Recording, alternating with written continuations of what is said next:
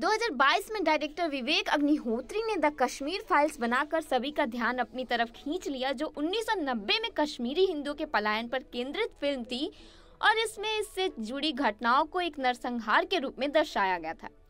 एक ऐसी कहानी जिसे कई लोगों ने कंट्रोवर्शियल और एक पब्लिसिटी माना था। फिल्म में अपने नायक को आर्टिकल 370 को रद्द करने का आग्रह करते हुए दिखाया गया है, लेकिन यह इसके बारे में है और इसका क्या मतलब है और ये जम्मू कश्मीर के लोगों के जीवन को कैसे बदल देगा, इसकी बारीकियों को कभी नहीं छुआ।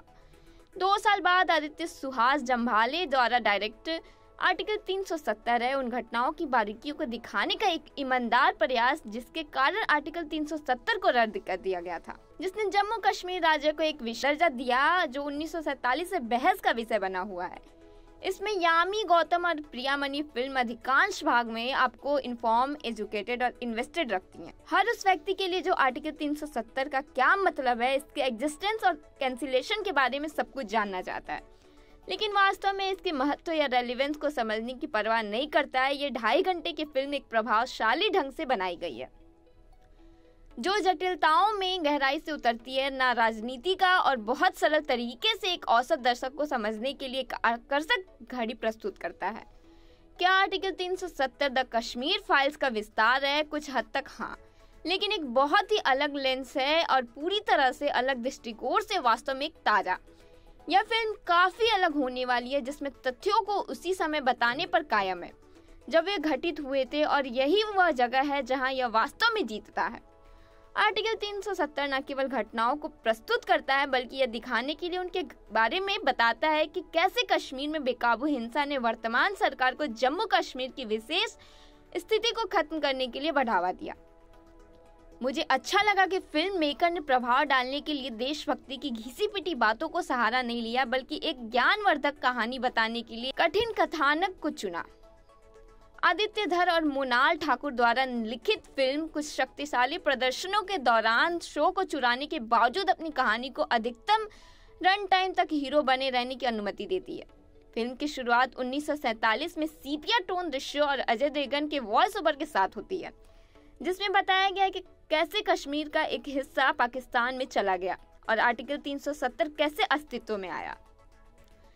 राजनीतिक एक्शन थ्रिलर फिल्म 2016 में चला जाता है, जब कश्मीर अशांति के बाद एक स्थानीय एजेंट और एक इंटेलिजेंस फील्ड ऑफिसर जूनी हक्सर यानी यामी गौतम धर को पीएमओ सचिव राजेश्वरी यानी प्रियामणि स्वामीनाथन द्वारा राष्ट्रीय जांच एजेंसी का नेतृत्व करने के लिए गुप्त रूप से भर्ती किया जाता है।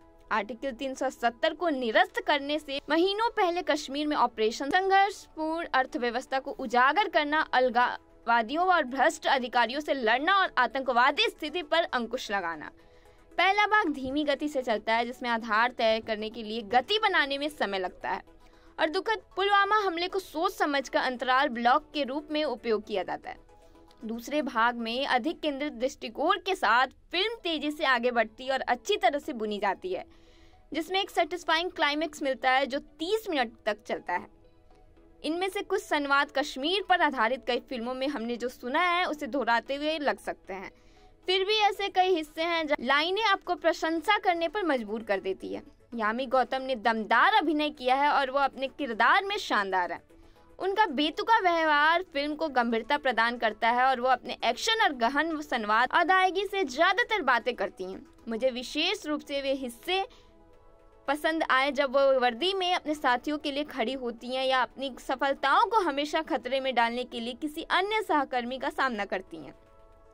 समान रूप से शक्तिशाली प्रदर्शन देते हुए प्रियामणि ने अपने संमित लेकिन प्रभावी अभिनय से शो को चुरा लिया। फिल्म की पूरी लंबाई के दौरान वो चारों ओर की उथल-पुथल के बीच शांत बनी रहती हैं। यह निश्चित नहीं है कि राजनीतिक रूप से प्रेरित कथा में पात्रों की शैली पर कितना ध्यान दिया जाता है, लेकिन प्रियामणि के सुंदर सूती पर्दे का विशेष उल्लेख। उनमें से प्रत्येक आर्टिकल 370 जैसी फिल्में आपको 2 महिलाओं को सहायक कलाकारों के एक समूह के समर्थन के साथ पूरी फिल्म अपने कंधों पर ले जाते हुए देखकर गर्व की अनुभूति कराती है।